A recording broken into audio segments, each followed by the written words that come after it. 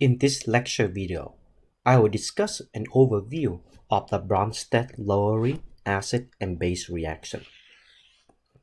So in this acid and base reaction right here, electrons are being exchanged, and now they've been exchanged through a proton. So the proton is involved and serving as a medium for the exchange of electrons. And this is why this reaction is also known as a proton transfer reaction. And again, protons is being transferred from one substance to another substance.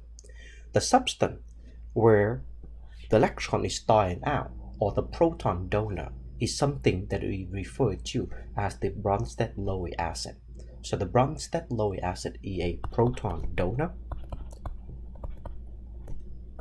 Whichever chemical substance that has a proton to donate in the course of this reaction is then called the acid. And the base will then be the other substance that is now accepting the electron. So a proton acceptor.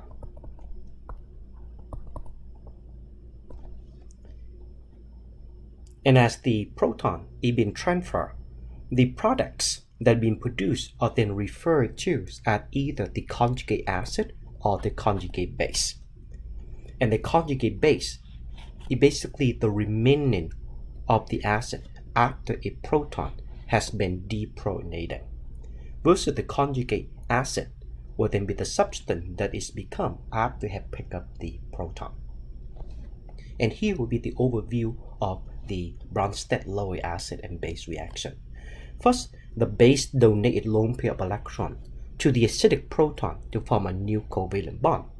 And this causes the hydrogen to exceed its bonding limit, causing the covalent bond between the hydrogen and the acid to simultaneously break, and the bond pair electron is then donated to the acid as a lone pair electrons. And overall, electrons are being transferred from the base into the conjugate base in this reaction. And again, this happens through the proton. For an example, so here in this case right here, we have a base, and this is basically the where electrons are starting from. So electrons starting here. In this substance, the base. And again, in the acid, it had this hydrogen right here that is partially positive. And this is why this partially positive hydrogen is attracting the electron from the base. So the base will then give the electron to this hydrogen and breaking this bond right here. And therefore, in the product, the base would now be bonded to the hydrogen, and the acid would now be itself. So based on the description of what we have seen already, we would then see that this would then be a base right here, and again, the substance that donate electron, or the substance that basically pick up the proton. This is why this is the proton acceptor. This substance is accepting the proton in the course of this reaction. So this is why this is then referred to as the base.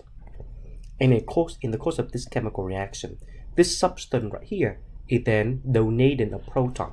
So this is why this is the acid.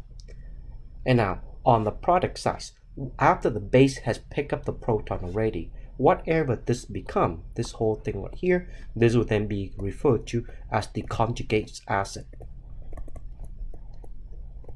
So the base become the conjugate acid after you have picked up the proton. And now, after the acid have the hydrogen have fallen off of the acid already, what is remaining of this acid right here with the lone pair of electron and negative charge, this would now be referred to as the conjugate base. And in the course of this chemical reaction, electrons start from the base and end up on the conjugate base. So that's how electron being transferred in the course of the chemical reaction. And we now can draw the mechanism of this reaction as follows. A base, again, is taking a lone pair electron and donate this to the hydrogen or the acidic proton.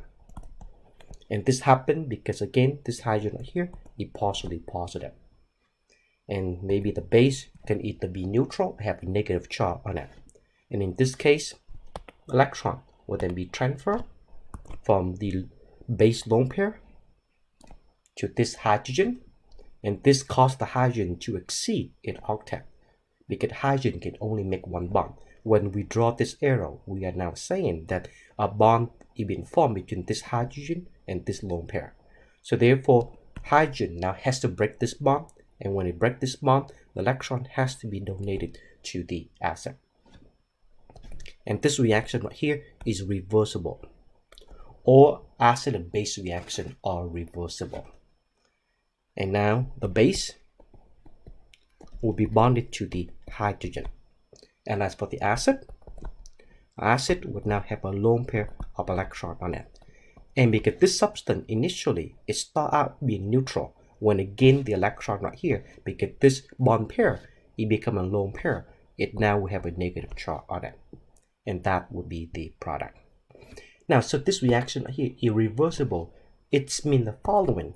The reverse direction can take place, where now this acid right here can come in and it donate an electron to this hydrogen, because this hydrogen right here would also be positively positive as well. And when this happens, this exceeds the bonding for the hydrogen again.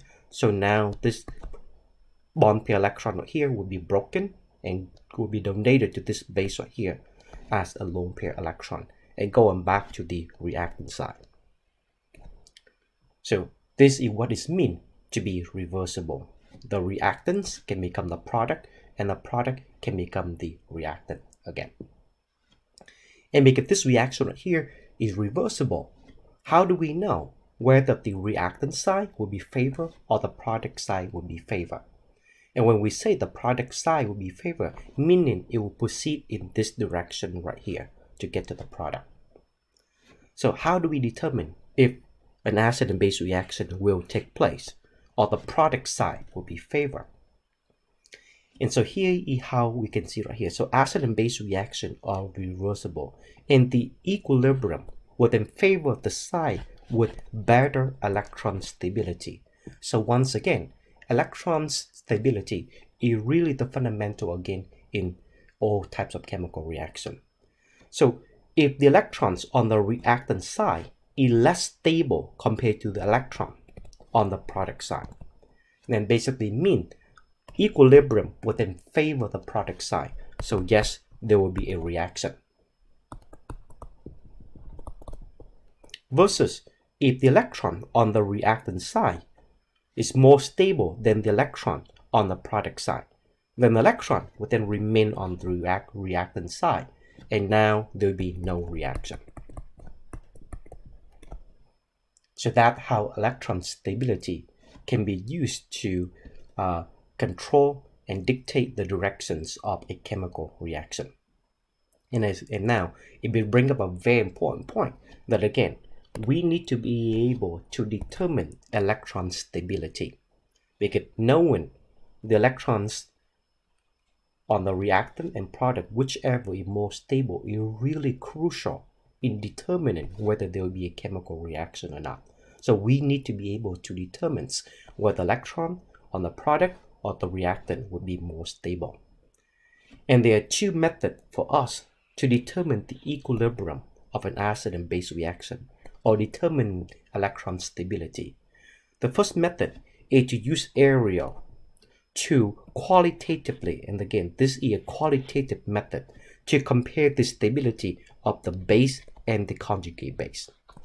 Because in the course of an acid and base reaction, electrons start out in the base and end up on the base, on the conjugate base. So therefore, it is important that we compare the stability between the base and the conjugate base and see whichever substance has better electron stability. And again, the conjugate base will be on the product side, and the base will then be on the reactant side. So if the conjugate base is more stable than the base, then the product side will then be favored. So that's how we can use area to qualitatively determine the directions of the acid and base reaction. And the other method that will be discussed in the next video is that we can use pK value. Now, pK value will be a quantitative tool that will allow us to compare the acid strength between the acid and the conjugate acid. And this is another method that we can also use to determine the equilibrium of an acid and base reaction.